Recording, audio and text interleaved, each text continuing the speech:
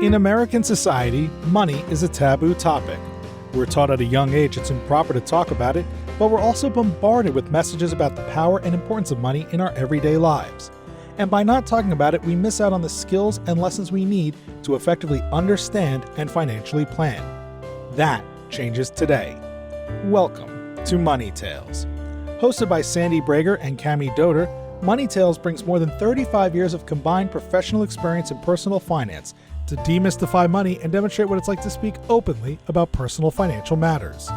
Join us each episode as they interview modern-day movers and shakers about how money decisions intertwine with their daily lives in order to give you better insight into productive financial conversations. Subscribe today and register for our blog Fathom at aspiriant.com/podcasts to increase your money mojo. And now, here's Cami and Sandy. Picture this. You're a kid shivering in your home, which never goes above 68 degrees in the winter. And you decide right then, your future includes a thermostat set at 72. That desire sparks Shellye Archambeau's life's ambition. Shellye's our guest this week on Money Tales. Her experience spans from being the new kid at school in 7 states to breaking barriers as a Black woman CEO in Silicon Valley. Shellye talks about the intentional financial decisions that shaped her path and the raw, courageous conversations with her then future husband that helped her build the life she envisioned as a teenager. Shellye's story is a masterclass in ambition and authenticity. Today, Shellye serves on the boards of Verizon, Roper Technologies, Okta, and Lineage. She's also a CEO mentor with the EXCO Group and serves on the board of 2 national nonprofits, Catalyst and Braven. Additionally, she's the founder of Ignite Ambition, a community focused on the professional development of people in the early to mid stage of their career. If you haven't read it yet, be sure to pick up a copy of Shellye's book, Unapologetically Ambitious. It will inspire you and provide the tools to enable you to fight the battles, make the trade-offs, and create the life you want. Here are 3 key money topics Shellye hits on in this conversation. First, in the 1960s, as one of the only Black students at school, she faced teasing, bullying, and was even beat up. Shellye realized from these experiences that the odds were not in her favor. If she wanted to accomplish and do things, she'd need to figure out how to improve the odds to make that happen. And that's exactly what Shellye did. Second, research will get you far in life. Whether you're trying to figure out the career you want to pursue, how much you can afford to spend, or the compensation package you are worth, do the work to get informed and be prepared. And third, when it comes to negotiating, don't just ask. Craft a compelling case that demonstrates how meeting your needs directly solves a problem for the other party in order to achieve a mutually beneficial solution. Now it's our pleasure to bring you Shellye Archambeau's Money Tales. Welcome to the Money Tales podcast. I'm Cami Doder. And I'm Sandy Brager. Sandy, I'm inspired by our guest today, so I have a question for you. How has your ambition shaped the way you think about and pursue money? I am definitely an ambitious person. Looking over the arc of my life, early on, my ambition correlated with money in terms of my earnings. I set out certain earnings targets. As I got deeper into my career and more wise about how the world worked, I began to understand the importance of equity ownership toward building wealth. So my ambition was less focused on the dollars earned, but more on ownership of the firm that you and I are both partners of, and other opportunities in the investment world where I could be an owner of equity. So important. Hitting on both is really valuable for people to think about that, money and then equity. Yes. And as I get further in my career and maybe closer to the end of it than the beginning, I think a legacy component has come in too, which has nothing to do with money, but more of how can I use my experience to pour into others that are getting started in their careers and helping them achieve their goals. I'm not surprised. How about you, Cami? I really used to think if I do well, if I'm performing well, then the money will come. So I really didn't advocate for myself. And I still think that's really, really important. But as I've gotten older, I've realized how important it is that you got to advocate. So to me, the pursuit of money is a way for me to feel good about what I'm accomplishing. And to your point, it's dollars, it's equity, it's other things I value, as a matter of fact, even time as a variable has become more and more important as I've gotten older, perhaps wiser. And maybe one of those questions that I wish I had been better when I was younger and really thought about money as I was pursuing my career. Very interesting. Thanks for sharing that. Absolutely. It's my pleasure to turn our conversation now to our Money Tales guest, Shellye Archambeau. It's really fantastic to be talking with you on Money Tales. Thank you. It's really great to be here. I've been looking forward to our conversation. Thank you. Would you tell our listeners a little bit about who you are? And in doing so, a couple pivotal moments that have taken place in your life, if you could tell us about those. I wish I could say I was born and raised in one place. That's a lot of people say. I am just a nomad. My father didn't have a college degree. My parents had 4 children right away. And he took every job that helped improve his status in life. And so we moved all the time. I lived in 7 different states, not cities, states, before I got to high school. Wow. That's a lot. It's a ton. So I was always that new kid. And oh, by the way, this was in the 60s and early 70s, a lot of racial strife. My parents were very focused on us going to college, getting college degrees. So they moved into the best neighborhood they possibly could with the best schools. And therefore, I was typically the only Black person or one of very, very few. And with all the racial strife going on and being the new kid all the time, I was frankly taunted and teased and bullied and beat up while I was young, which shaped me because it made me realize very clearly that the odds were not in my favor. And so if I wanted to accomplish things and do things, I needed to figure out how to improve the odds to make it happen. That made me a very intentional person. And I recall in my family, money was always very tight. Whenever it was cold, we lived on the East Coast, I was always a cold person, freezing. Our thermostat in our house never went above 68. It could go below 68, but never went above 68. And I was very motivated by that. My guidance counselor, when I was a high school student, you have that junior year conversation with the high school counselor. She said, okay, do you want to go to college? Well, yes, my family going to college. Well, what do you want to do after college? And I said, actually, I don't know. All I know is I want to make enough money to keep my thermostat at 72 degrees in the wintertime. I want to be able to eat out in restaurants. I don't want to be able to travel because those were all things that I couldn't do. And she laughed. And then she realized I was serious because I was dead serious. And she said, to her credit, well, what do you like to do? And I said, oh, that's easy. I love clubs. I'm in everything. American Field Service, the French Club, National Honor Society. I'm even a Girl Scout, but don't tell anybody that's not cool. And I like leading them. And she said, well, clubs are like business. You get people together and you get things done. And I said, done. I am going to be in business. And I like to run these clubs. So when I looked around and did my research, the people who run businesses were called CEOs. So at 16, I came home and told my parents, I'm going to be a CEO. What'd they say, Shellye?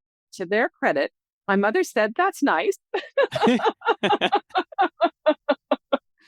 Because I had this whole view of how do I improve my odds, I was always very intentional. And that was pivotal because I then spent my whole career with the goal of I want to be a CEO until I got there, which I did. That's so beautiful. You touched on growing up. I'm like you, I like being warm. So you said money was not abundant.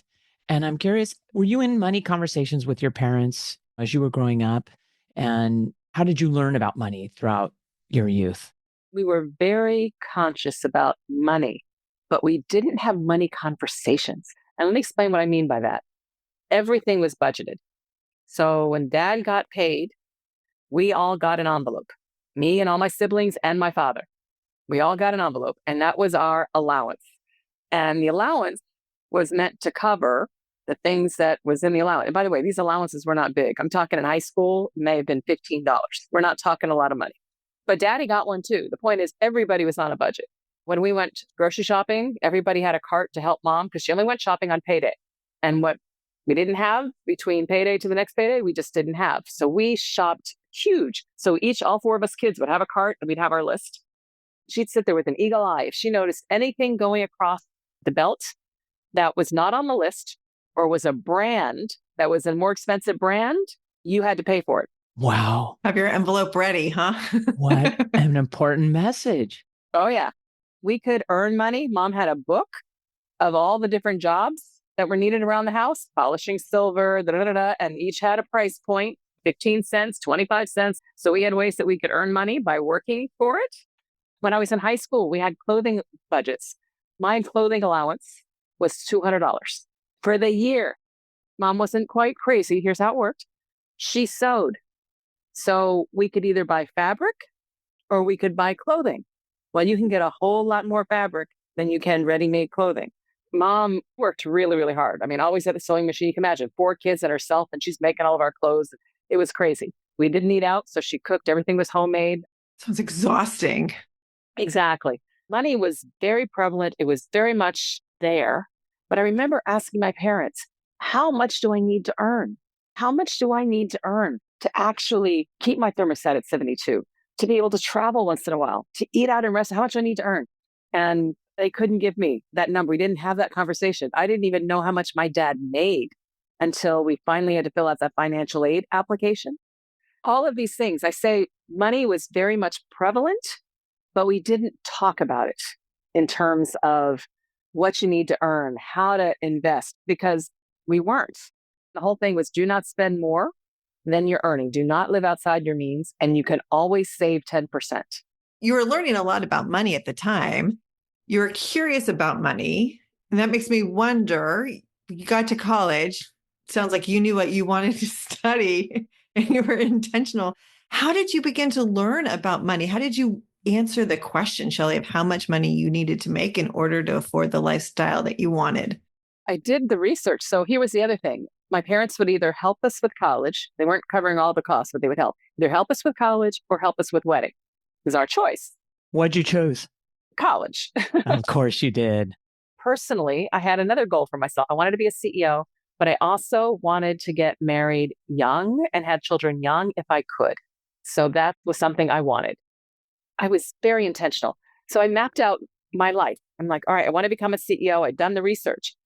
The people who were CEOs had a lot of help and a lot of support. Like CEOs were all the guys. This is back in the early 80s, late 70s. They were men. They had stay-at-home wives. So you need resources to be able to do things. And I thought, man, if I'm going to have kids, I want to have them earlier so that later I can take more risk with my career. My thought was if I had them early, then later I'd still be young when they were grown and off to college and still have runway in my career. If things took longer than I expected, et cetera. So that was my idea. And plus my parents were young parents and I liked having young parents. So therefore, when I went to college, I had to cover my costs and I had to save for a wedding. So that was what I was doing. So I worked incredibly hard, lots of hours, different jobs while I was in college and in summers and saving all the way through. And you went to Wharton because you wanted to study business. Oh, absolutely. I figured if I went to Wharton, it was the best time. It was the best business school, undergrad. And I figured I didn't have to get a graduate degree because I was coming from Wharton. So it would save me 2 years and $100,000. That's bang for your buck. I'm curious, at Wharton, did they teach you anything about money? You learned about it, not so much personal. You really learned about it just with regards to P&Ls and balance sheets and those kinds of things. But I don't know that you really learned how to manage your money yourself. I definitely learned for the first time really about investing. So I would say, yes, that part I learned. Not that I was doing any yet. So you have this great education, you graduate. I'm guessing wedding bells came and children came as you were starting your career. I graduated in June of 1984. I got married in August of 1984, and my first child was born in June of 1985. You are accomplishing your plan. That's right. When I married my late husband, I had more money in the bank than he did. And he had been in the workforce over a decade. Tell us about how that played out in the dynamics of your relationship, Shellye. It was really challenging for us early on because here I am, I'm a saver because my nightmare, we all have fears. My deep-seated fear, I think because money was so tight and there were times when mom would have to borrow money between paydays and all those kinds of things that I did not want to be homeless. So here I marry this man and he didn't come from wealth, but he worked all the time. And his philosophy on money was he spent it and then he figured out how to earn it. So if you wanted to buy something, you bought it, then you figured out how to earn it. So his career was in sales. So sales worked for that kind of a model. And here I am like, oh, no, we have to save and we can't spend more than we're earning. And he's like, yeah, but we need this. So you just buy it. Oh, Shellye, tell us how you reconcile that. Well, here's the good news. Through a lot of talking and trying to help each other understand, we ended up best for both of us. If I had lived my life without him, I would have had a great balance sheet and I would not have had very many experiences because I had this deep-seated thing. You save everything, you save everything. And he was very much into living, which was wonderful. So we really got to a great balance where, yes, we absolutely lived and we enjoyed things. And then we had situations where it was like, oh my God, you did what? Those things still happened. But the good news is I was on my way to becoming a CEO. And so we did have resources and we had money. So it kind of worked out as we got older. It was a very interesting time early on. Shellye, tell us more about your career ambition and how that played out in your marriage. I'm taking myself back to the early 80s. That was a really fun time. There's a lot going on in culture. But to your earlier point, corporate America was run primarily by men. I don't think there were many women that were climbing up the corporate ladder at that time. I think that's kind of when Working Girl came out, that movie. That's right. And so you have this ambition to be a CEO, which is blazing a brand new trail. And that takes a lot of hard work, a lot of time, a lot of effort that can take its toll on a marriage. And it was at a time when there weren't female breadwinners. And that can be hard for the male in the relationship. So how did this all work out for you guys? That's what I figured. And remember that planning piece? I knew that I needed a partner who was going to support me in my vision for what I wanted. And I knew I needed a partner who was very self-confident and comfortable in his own skin. I knew I needed a partner who was handy around the house, was comfortable washing clothes, knew how to cook, did all those things so that I wasn't the only person that had to do all those things. When I met my future husband and we're getting serious and he's checking a lot of boxes, and I realized, only because my mother said, he might ask you to marry him at some point. And I'm like, ooh. And I said, well, I knew everything except one question. And that was the question you just asked me, Sandy. So here we are after a date. He's bringing me home and he turns off the car. And I say, listen, before we get out, I just want to talk about a couple things. And so I said, we've talked about this. I would like to have children one day and you would like to have children one day. And that's great. I said, I want to be a CEO. And he said, yes, I know, because I'd already told him. I think in order for us to have a successful family and life and the whole bit, there may come a time when one of us needs to stay home with the kids, but I don't want it to be me. And then I shut up. What were you feeling in that moment? Do you remember, Shellye? I was so anxious. My whole body was like tight because I was thinking, please, please, please let him be okay with this because I loved this man and I really did want to marry him. And so it was like, please. So that's why I just shut up. I'm like, okay, what's he going to say? What's he going to say? And he thought, and he said, well, I've worked my whole life. I've been working since I was 12 years old. He said, I like to work, but I could do that for you. And that was it. He asked me to marry him about 3 or 4 weeks later. And we had a phenomenal marriage. We were married almost 35 years before he passed away. I'm sorry about that. What a great story and message that if you hadn't had such a direct conversation, assumptions could be made, both people could be dissatisfied, and outcomes are not as great as what you've experienced. Had you not been brave, I'm really inspired by that because I don't think I've always been brave in my life, but you want to increase your odds. That's maybe part of how you lived. Exactly. It was just, how do I increase my odds? for getting the life that I wanted. That's what really drove me. And I learned early that hard conversations are like raw meat. If you let it just sit in the refrigerator for a couple of days, it's okay. A week, it starts to smell a little bit. A month later, oh my God. Well, if you don't have hard conversations, they get harder and harder and harder to have. If I had waited to have that conversation until after we were married and then what the heck? That's why I got the courage to actually ask those kinds of questions. Speaking of hard conversations, would you share as your career increased and your titles became more and more what you were hoping for and even becoming a CEO? Tell us about the conversations you had to have, money conversations, career conversations you had to have, and maybe share a couple that were really pivotal and maybe even hard. Probably the hardest one was when we got to the point, and he actually said it. We were both working for IBM and we were living in Dallas, Texas. And he got an opportunity in Pennsylvania, a promotion. And we talked about it. And he said, I think we ought to take it. This is good for me and where you are. This will be fine for you.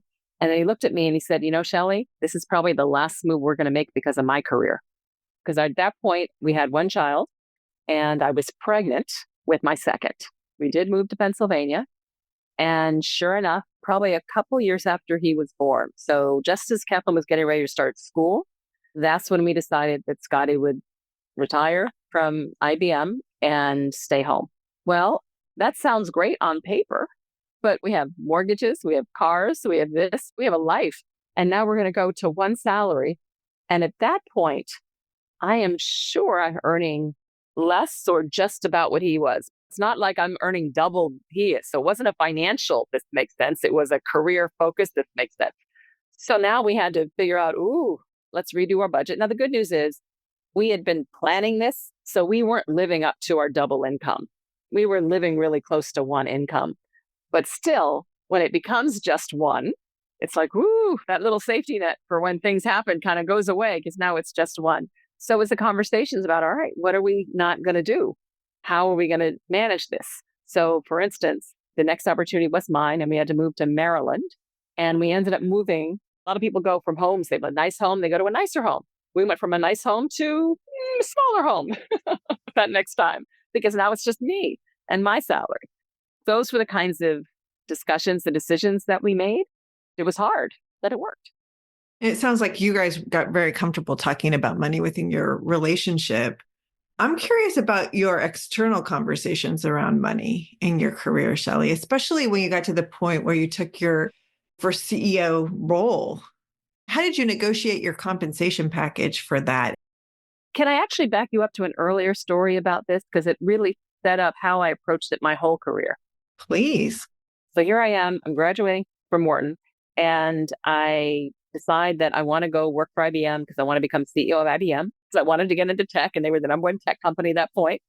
So I did all the research, and there's a theme. I always do my research. And the CEOs at IBM all started out in sales. Now, I didn't know why, I didn't know what, but I figured, all right, that's the path of power. So that's where I have to start. So that's what I did. That's the job I applied for. But I put together a budget. I had student loans. I'm getting married. I know that. We have one child, but I'm expected to have 2 children is what I wanted. We were going to have to pay place to live, the whole bit. So we had put together a budget because I was engaged to my husband for 2 years because we got engaged when I was in college. And I told him I wasn't getting married until I graduated. So we had time to plan all this.